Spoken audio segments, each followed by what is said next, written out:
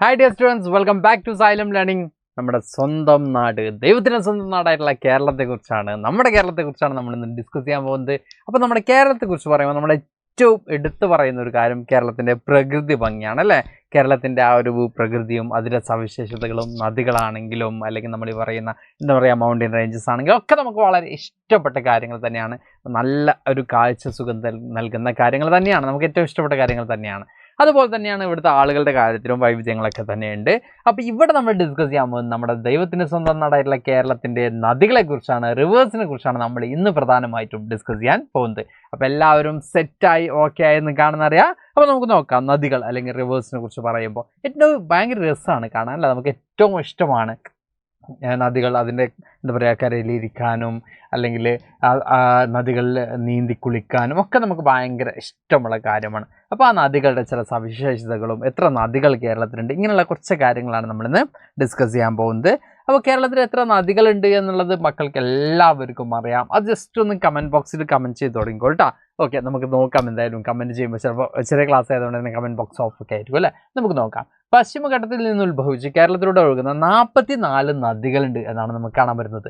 44 നദികളുണ്ട്. There are 44 rivers originating from Western Ghats and flowing through Kerala എന്നാണ് പറയുന്നത്. കേരളത്തിലൂടെ ഒഴുകുന്ന 44 നദീസ് അല്ലെങ്കിൽ റിവേഴ്സ് നമുക്ക് എന്ത് ചെയ്യാൻ പറ്റും മക്കളെ, കാണാൻ പറ്റും. ഇതൊക്കെ തന്നെയാണ് കേരളത്തെ ഇത്രത്തോളം എന്ത് ചെയ്യുന്നത്, ഇത്രത്തോളം ഭംഗിയുള്ള അല്ലെങ്കിൽ രസകരമായിട്ടുള്ള കാഴ്ച ഭംഗിയുള്ള ഒരു പ്രദേശമാക്കി മാറ്റുന്നതും. ഓക്കെ, അപ്പോൾ ഇവയിൽ ഭവാനി, അതുപോലെ തന്നെ കബനി, അതുപോലെ തന്നെ പമ്പാർ എന്നീ നദികളാണ് എങ്ങോട്ട് ഒഴുകുന്നത്, കിഴക്കോട്ട് ഒഴുകുന്ന നദികൾ എന്ന് നമുക്ക് കാണാൻ പറ്റും. അപ്പോൾ ഏതൊക്കെ നദികളാണ് നമുക്ക് കാണാൻ പറ്റുന്നത്? Of this the Kabani, the Bhavani and the Pambar flow towards east, കിഴക്കോട്ടാണ്, ഈസ്റ്റിലേക്കാണ് എന്ത് ചെയ്യുന്നത്. ഈ പറയുന്ന പമ്പയാണെങ്കിലും അല്ലെങ്കിൽ നമ്മൾ ഈ പറയുന്ന പമ്പാറാണെങ്കിലും അല്ലെങ്കിൽ പറയുന്ന ഭവാനി ആണെങ്കിലും അതുപോലെ തന്നെ കബനി നദികളൊക്കെ ഒഴുകുന്നത് എങ്ങോട്ടേക്കാണ്? ഈസ്റ്റോട്ട് അല്ലെങ്കിൽ കിഴക്കോട്ടാണ് നമുക്ക് കാണാൻ പറ്റും. ഇനി കേരളത്തിലെ ഏറ്റവും നീളം കൂടിയ റിവർ ഏതാണ്? ഇത് നമുക്ക് എക്സാമിനൊക്കെ ഉണ്ടാകുന്ന ഒരു ചോദ്യം കൂടിയാണ് അല്ലേ. അപ്പോൾ പെരിയാറാണ് മക്കളെ. Periyar is the longest river in Kerala. കേരളത്തിലെ ഏറ്റവും നീളം കൂടിയ റിവർ ഏതാണ്, നദി ഏതാണെന്ന് ചോദിക്കുകയാണെങ്കിൽ മക്കളെ എല്ലാവരും അവിടെ കറക്റ്റായിട്ട് ഉത്തരം കൊടുക്കണം. എന്താണ്? പെരിയാറാണ്. അല്ലെങ്കിൽ നമുക്ക് എന്ത് കൊടുക്കാം? Yes, Periyar is the longest river in Kerala എന്ന് നമുക്ക് എന്ത് ചെയ്യാം, എഴുതാം. നദികളെ കുറിച്ച് എഴുതുമ്പോഴും നമുക്ക് അവിടെ കൊടുക്കാം. അല്ല, വൺ വേർഡ് ടൈപ്പ് ക്വസ്റ്റ്യൻ വരാണ്, which is the longest river in Kerala. കേരളത്തിലെ ഏറ്റവും നീളം കൂടിയ നദി ഏതാണ് എന്നൊരു വൺ വേർഡ് ടൈപ്പ് ക്വസ്റ്റ്യൻ വന്നാൽ നമുക്ക് എന്ത് ചെയ്യാം, അവിടെ കറക്റ്റായിട്ട് കൊടുക്കാം പെരിയാറാണെന്നുള്ളത് കേട്ടോ. പെരിയോർ എന്ന് കൊടുക്കട്ടെ, വലിയ ആർ എന്നുള്ള രീതിയിൽ എന്ത് ചെയ്യാം, പെരിയാർ എന്ത് ചെയ്യാം മക്കളവിടെ കൊടുക്കാം. ഇനി നമ്മൾ ചോദിക്കുന്നത്, ഇങ്ങനെ നദികളൊക്കെ ഉണ്ട്, നദികളൊക്കെ കേരളത്തിൻ്റെ എന്ത് ചെയ്യുന്നുണ്ട്, പ്രകൃതി ഭംഗിയൊക്കെയാണ്. അതല്ലാതെ നദികൾ കൊണ്ട് മറ്റ് എന്തൊക്കെ പ്രയോജനങ്ങളാണ് നമുക്കുള്ളത്, നദികൾ കൊണ്ടുള്ള പ്രയോജനങ്ങൾ എന്തൊക്കെയാണ് എഴുതുക എന്നൊക്കെ നമുക്കൊരു എക്സാമിന് question വരാണെങ്കിൽ, write down the use of reverse എന്ന രീതിയിൽ ഒരു ക്വസ്റ്റ്യൻ വരാണെങ്കിൽ നമുക്ക് സിമ്പിളായിട്ട് കൊടുക്കാൻ പറ്റുന്ന കാര്യങ്ങളാണ് അല്ലേ. കുടിവെള്ളത്തിന് വേണ്ടി, പിന്നെയോ കൃഷിയിടത്തിന് വേണ്ടി അല്ലേ. കുടിവെള്ളത്തിന് വേണ്ടി നമുക്ക് നദികളെ ആശ്രയിക്കാം, കൃഷിയിടത്തിന് വേണ്ടി നമുക്ക് നദികളെ ആശ്രയിക്കാം.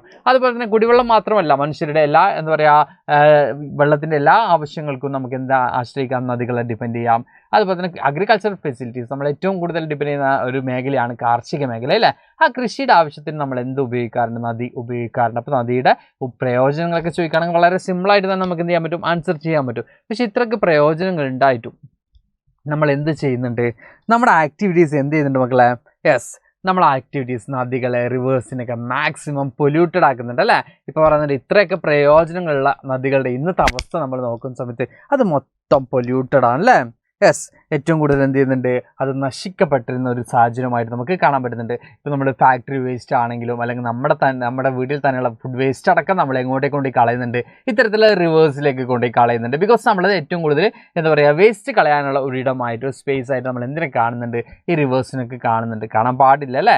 അപ്പോൾ സ്വാഭാവികമായിട്ടും അതുകൊണ്ട് തന്നെ നമ്മുടെ നദികളൊക്കെ നമ്മുടെ റിവേഴ്സൊക്കെ എന്ത് ചെയ്യുന്നുണ്ട്, മാക്സിമം പൊല്യൂട്ടഡ് ആയി എടുക്കുകയാണ്. അപ്പോൾ സ്റ്റുഡൻസ് എന്ന രീതിയിൽ അല്ലെങ്കിൽ ഹ്യൂമൻ ബീയിങ്സ് എന്ന രീതിയിൽ നിങ്ങൾക്ക് ചെയ്യാൻ പറ്റുന്ന കാര്യം എന്താണ്, അത് മാക്സിമം റിഡ്യൂസ് ചെയ്ത് കൊണ്ടുവരിക എന്നുള്ളതാണ്. നദിയിലേക്കൊക്കെ വേസ്റ്റൊക്കെ കളയുന്നുണ്ട്, അത് നിങ്ങളുടെ ഫാമിലി മെമ്പേഴ്സൊക്കെ കളയുന്നുണ്ടെങ്കിൽ അത് കളയാതിരിക്കാൻ പറയുക. അതുപോലെ തന്നെ അതിനെക്കുറിച്ചൊരു ബോധവൽക്കരണം നടത്തുക, ഒരു അവയർനെസ് കൊടുക്കുക, അതിനോട് ഒരു നോട്ടീസൊക്കെ നമുക്ക് എന്ത് ചെയ്യാം, തയ്യാറാക്കുക അല്ലേ. അപ്പോൾ ഇത് വെച്ച് നമുക്ക് എന്ത് ചോദ്യം വരാം, ഒരു പോസ്റ്റർ മേക്ക് ചെയ്യാനുള്ള ക്വസ്റ്റ്യനും വരാം അല്ലേ.